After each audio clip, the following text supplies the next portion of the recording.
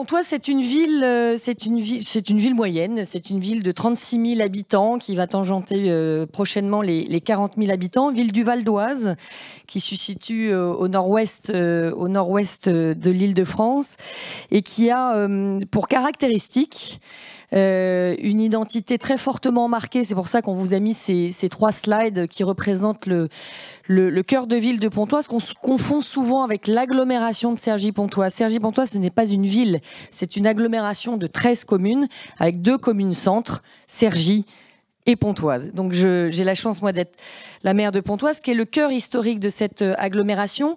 Et cette ville, en réalité, existe depuis toujours. Nous avons d'ailleurs encore récemment retrouvé une nécropole qui date de plus de 2000 ans.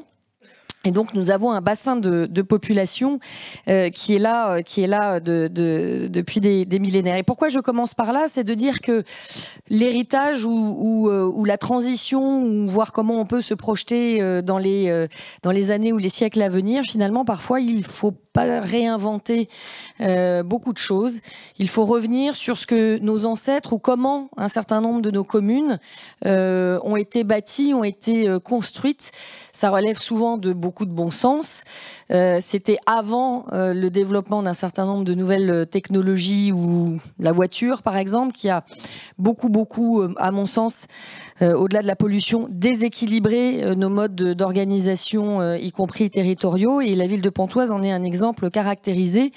C'est une ville qui a très mal vécu les années 70, les années 80, avec l'explosion des centres commerciaux autour, avec l'explosion de l'usage de la voiture, qui a fait que le centre-ville s'est paupérisé, s'est désertifié, que ce qui faisait le charme de cette ville, à savoir ses places moyenâgeuses, ces places sont devenues toutes, sans exception, des parkings.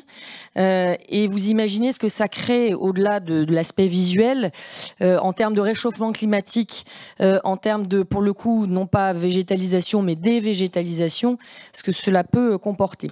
Donc, à Pontoise, on ne prétend pas faire du tout la révolution, simplement on se dit, si on veut faire en sorte que ce soit une ville qui soit jolie, dans laquelle on continue d'avoir le plaisir de vivre, que finalement l'être humain, pardon de le dire comme ça, mais redevient l'usager principal d'une ville, et puis s'inscrire dans les standards nouveaux qui nous permettent de préfigurer, ou en tout cas de nous projeter sur les 50-60 prochaines années, au-delà j'ai un peu de mal à voir, nous sommes lancés dans un programme avec l'aide de l'État que certains d'entre vous connaissent probablement, qui s'appelle donc le programme Action Cœur de Ville, qui existe depuis déjà quelques années, qui est un programme qui permet de mettre autour de la table tous les acteurs publics, mais pas seulement, pour justement repenser les cœurs de ville. Vous avez aujourd'hui un peu plus de 200 villes en France qui sont bénéficiaires de ce programme, sur la base d'un diagnostic qui, au départ, au maire que je suis, ne fait pas plaisir, mais c'est comme quand on va chez le médecin, il faut accepter un diagnostic pour pouvoir ensuite prendre le remède de cheval. Et c'est ce à quoi nous nous attelons depuis 1 an maintenant. Et Action Cœur de Ville, alors c'est pas des subventions qui tombent à flot, hein, malheureusement, mais en revanche, c'est tout un certain nombre de partenaires qui, à travers une méthodologie de travail, se mettent autour de la table et forment un comité qui nous permet de poser, je l'ai dit, un diagnostic, mais aussi des méthodes, et puis des outils qui, pour certains d'entre eux, peuvent être des outils dérogatoires, qu'il s'agisse d'outils juridiques ou d'outils financiers. Je vous donne un exemple tout bête. C'est qu'Action Cœur de Ville permet par exemple aux propriétaires d'une ville qui en bénéficie d'appliquer et de bénéficier de l'ancien Malraux, on va dire, en termes de requalification de l'habitat, mais je vais y revenir rapidement. Donc ce ne sont pas des subventions, mais en revanche, c'est une méthode et des outils de travail juridiques et financiers qui peuvent même être dérogatoires, et en tout cas qui permettent d'aller beaucoup plus vite et de structurer une démarche globale. La démarche globale qu'on a voulu à Pontoise, elle tient globalement en 3 axes. Le premier, c'est redonner de l'attractivité au cœur de ville. Et pour cela passe notamment par un gros travail sur les mobilités. Vous aurez compris que la voiture la prétention n'est pas de la faire disparaître, puisqu'il faut que le centre-ville reste évidemment attractif, mais néanmoins qu'on vive le centre-ville différemment. Et pour cela veut dire un gros travail sur tout ce qui est la requalification de l'espace urbain, de l'espace public, le rendre aux piétons, le rendre aux mobilités douces, pour que tout simplement on vive la ville. Que la ville ne soit pas seulement un outil, ce soit pas simplement un lieu de passage de manière, on y va de manière utilitaire, mais vraiment qu'on vive la ville, qu'on y passe du temps et que on apprécie finalement ce qui est déployé. Donc c'est les mobilités avec surtout une ville comme la nôtre qui a une très forte déclivité, puisque nous avons une ville qui a des remparts, qui est bâtie sur le mont Bélien, et donc les feignants que nous sommes avons du mal dès que nous voyons des côtes à nous projeter là aussi et à se dire que on va parcourir la ville dans toute son entièreté.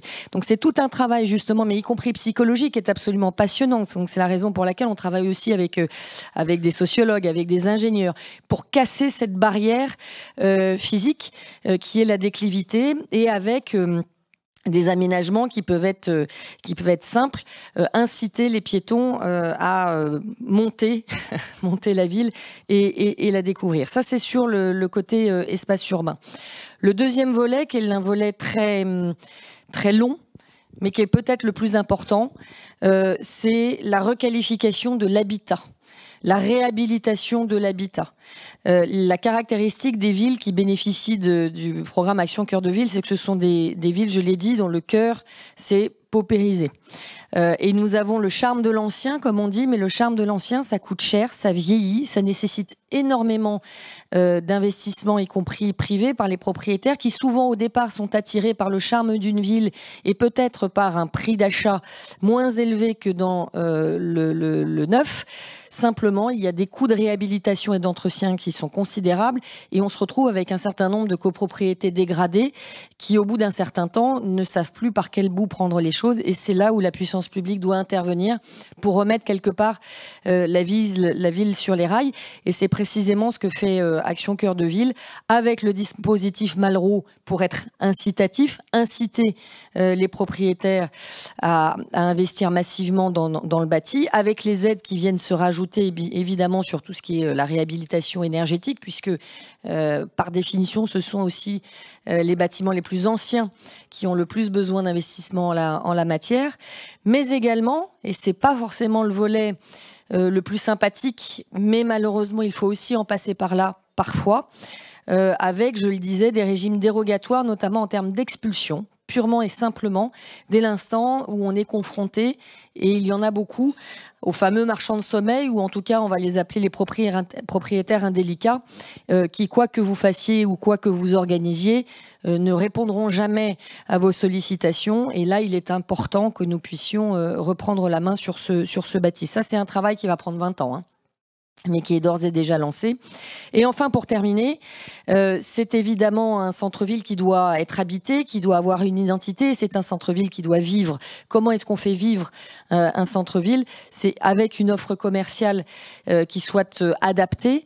On sait bien qu'à travers la crise Covid, on a eu des changements de consommation, mais tout simplement des changements de vie assez considérable, qu'il était assez difficile d'anticiper, mais dont on peut mesurer aujourd'hui avec un tout petit peu de recul que ce sont des tendances en plus sur la durée.